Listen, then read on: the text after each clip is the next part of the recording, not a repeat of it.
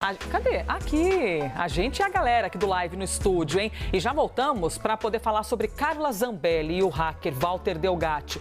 Se lembra desse assunto, desse papo, né? Bom, a Procuradoria-Geral da República denunciou a deputada e o hacker naquele inquérito que apura invasão ao sistema do CNJ para inserir dados falsos. Theo Cury é quem vai relembrar o assunto para a gente, relembrar todo esse contexto e essa decisão agora da PGR. Aliás, eu falei decisão porque é uma justificativa que eles enviam. Mas qual que é o próximo passo, Theo? Isso embasa o que daqui para frente?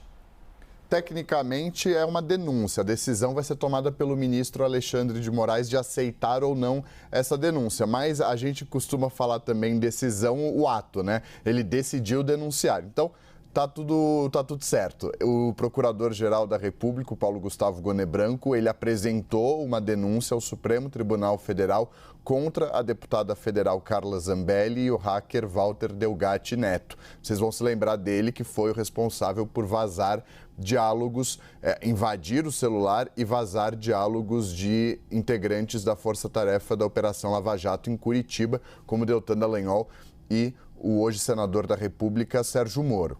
Eles são acusados pela Procuradoria-Geral da República de terem cometido dois crimes: crime de falsidade ideológica e de invasão de dispositivo informático. Então, esses dois crimes, por eles terem invadido o sistema do Conselho Nacional de Justiça, o Conselho Nacional de Justiça, que na semana passada afastou aqueles desembargadores, aqueles juízes, vocês vão se lembrar, para inserir dados falsos, ou seja, além da invasão, a inserção de dados falsos, de dados mentirosos. Entre eles, um dado que chamou muita atenção foi um mandado de prisão contra o ministro Alexandre de Moraes, que era assinado pelo próprio ministro. Tudo, obviamente, falso, fraudulento, que foi inserido lá após uma invasão do próprio hacker Walter Delgatti Neto, que confirmou isso à Polícia Federal. No interrogatório a qual ele foi submetido pelos investigadores, ele confirmou que invadiu por determinação da deputada federal Carla Zambelli, que teria redigido esse mandado de prisão contra o ministro Alexandre de Moraes e que constava no sistema do CNJ, inclusive no banco de dados do CNJ, chama Banco Nacional de Mandados de Prisão. E para além disso, havia também, além do mandado de prisão, alvarás de soltura. Tudo isso consta nessa investigação. Então, havia um inquérito. A própria Polícia Federal, no começo desse ano, em fevereiro, indiciou os dois por esses dois crimes. Faz parte desse processo que a Elisa estava contando. Então, há uma suspeita, a investigação é aberta, a investigação começa a tramitar e, no final da investigação, a Procuradoria-Geral da República e a Polícia Federal precisam se manifestar, precisam apresentar as conclusões. A conclusão da Polícia Federal foi pelo indiciamento dos dois, ou seja, dizendo que tanto a deputada quanto o hacker, na avaliação da PF, com as conversas, nos depoimentos que teve, nas diligências, nos rastros dos pagamentos que foram realizados e nos rastros deixados no sistema do CNJ, a PF chegou à conclusão de que tanto a deputada quanto o hacker cometeram esses dois crimes de invasão ao sistema e de falsidade ideológica a partir do momento que eles incluíram dados falsos. Depois que a PF concluiu isso, ela mandou o caso para o ministro, que é o relator do caso no Supremo, é o ministro Alexandre de Moraes, esse próprio que teve o mandado de prisão contra ele, falsificado, fraudulento, inserido nesse sistema do CNJ. Então, mandou para o ministro a conclusão, a Polícia Federal, e o ministro abriu um prazo para que a Procuradoria-Geral da República se manifestasse. E a PGR, com base no relatório da Polícia Federal, com base nas investigações que foram realizadas,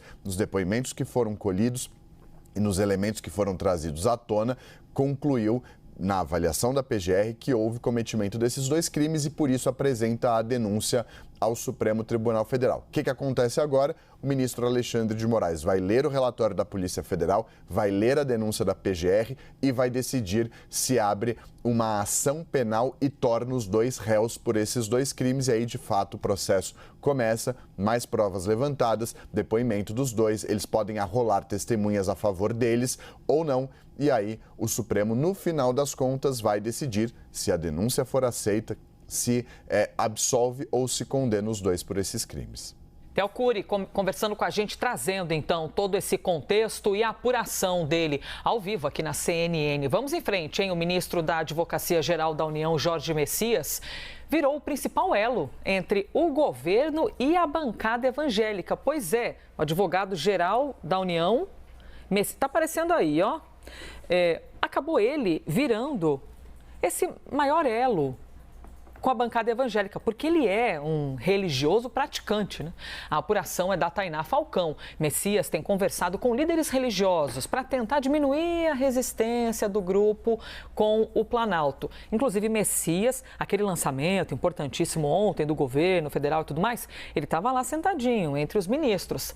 Essa articulação de Messias mira, neste momento, a tentativa de conseguir manter o veto do presidente Lula naquele PL das saidinhas. E a gente lembra que Lula sancionou o projeto, mas barrou o trecho que proibia a saída para visitas familiares. Ou seja, manteve a visita para familiares. Inclusive, o ministro Jorge Messias e alguns líderes religiosos estão juntos em um grupo de trabalho para tratar das chamadas prebendas. O que é isso, prebendas? É o pagamento a pastores e padres pela atividade religiosa. Lá em 22, o ex-presidente Jair Bolsonaro concedeu uma isenção tributária sobre os salários de líderes religiosos, ato que foi suspenso pela Receita Federal, no governo Lula. Essa decisão, lógico, aumentou ainda mais a tensão entre a bancada da Bíblia e o Planalto.